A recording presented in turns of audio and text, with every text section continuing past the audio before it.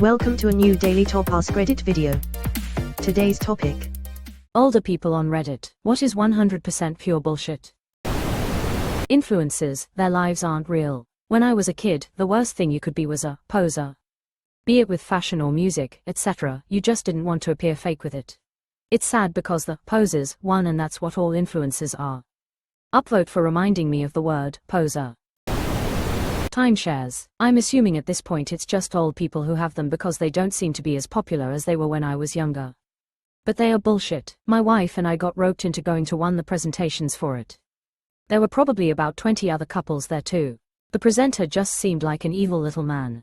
He asked people what was most important to them, and many people said something to the effect of God and family. The salesman then claimed to be a preacher at a local church there in town. The presentation was Sunday at noon.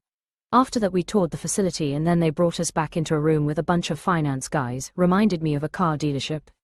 They kept hounding us about financing $45,000. I bet they got at least half of those couples to finance a smaller package. My ex and I volunteered for those presentations to get free trips. We were great at saying no, so the tables were turned in our favor. We got dangerously close to buying one the first time, but by the last time we did this, no was the only word in the English language we were familiar with. It got so bad for the salesman, he asked if we could continue sitting there for an additional 45 minutes to give his boss the illusion he was making progress. We spoke about fun vacation plans before shaking hands and walking away with another free vacation weekend plan. Relationship advice from Reddit. You'd think most users on those subs were divorce attorneys. My husband said he didn't like my new haircut. Reddit, divorce that abusive pose. Take the kids and the house, they are not safe, from his essay. Red flag, red flag, red flag. My kids telling me ankle socks are for middle-aged dorks. Yeah, I know. That's why I keep buying them. I'm not following fashion trends in socks. That's not cool anymore. Luckily for me, I have aged out of caring about what teenagers think is cool. I have aged out of caring about what teenagers anyone thinks is cool. FTFY. Used to get this kind of thing from my middle school students. What would always get a laugh, and often a lot of understanding, was some form of this conversation. If one of the kindergarten students told you they didn't like the way you were dressed, would you care?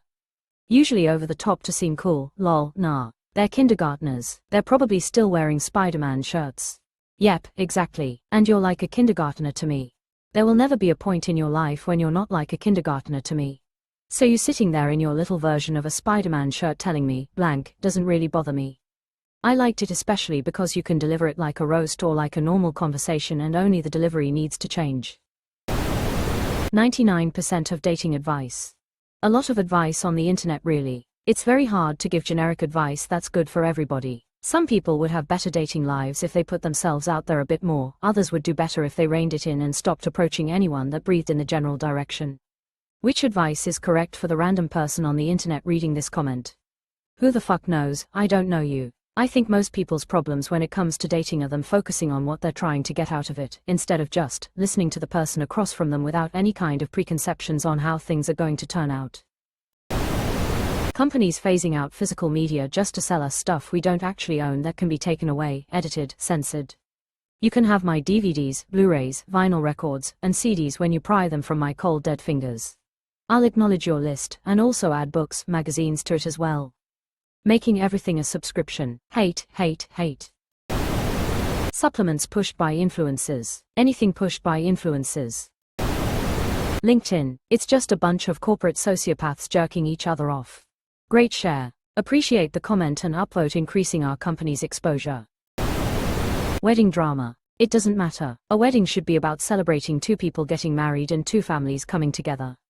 People have totally forgot the two families part and instead act like they get to be king and queen for a day. When you relax and don't take it so seriously, you have a better time. The good advice that comes from your comment: find a partner who wants a marriage, not a wedding. Like you said, a wedding is a party, but the marriage is what really matters. The first time I saw my wife, I knew we would grow old together. She knew the same thing. Now, 45 years later, we are doing exactly that.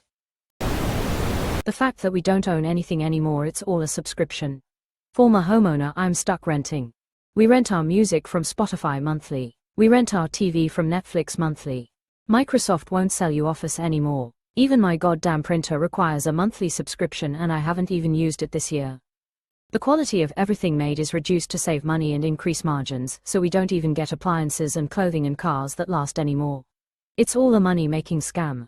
It's a little hard to find, but Microsoft does sell you Office. You might be able to get it for under $50 from Groupon and such. https://www.microsoft.com/n-slash/d/office-home-2024/cfq7ttc0pqvj/0001.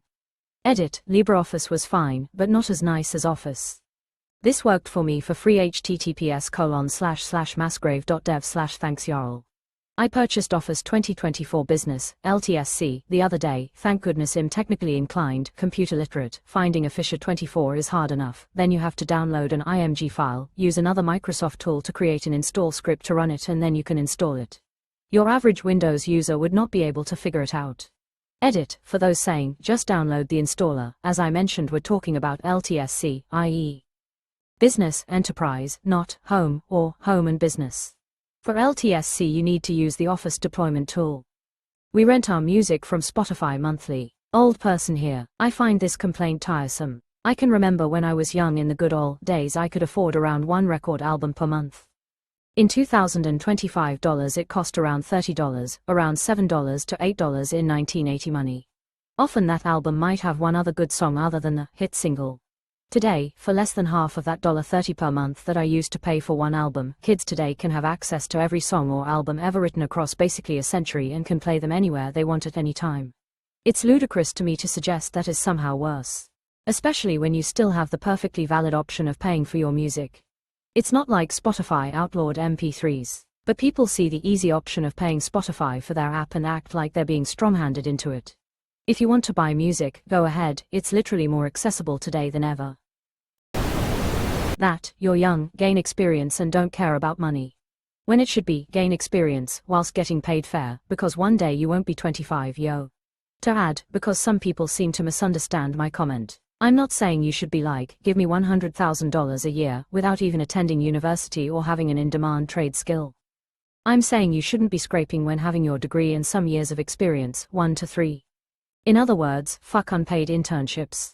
Learn as much as you can in your 20s, use that knowledge to make as much money as you can in your 30s, use that money to enjoy what you love most in your 40s, something about family in your 50s, but I haven't leveled up to this stage yet. Paying service fees on top of the price, when the service is automated anyways. Paying service fees at all, really.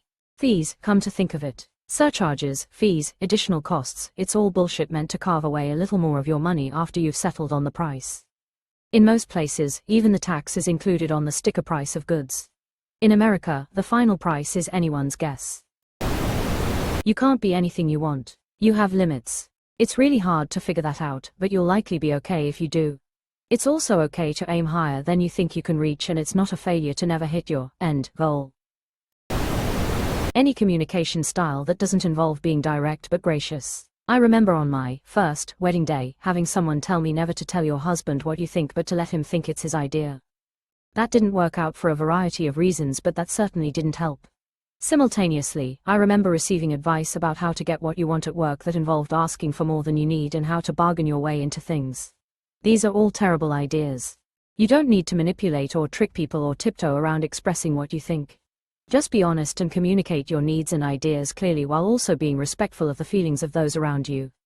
Be confident in what you believe, but also leave room for the possibility that there might be other perspectives you hadn't considered, and be open to change when you learn new things. If you do this, you will be just fine.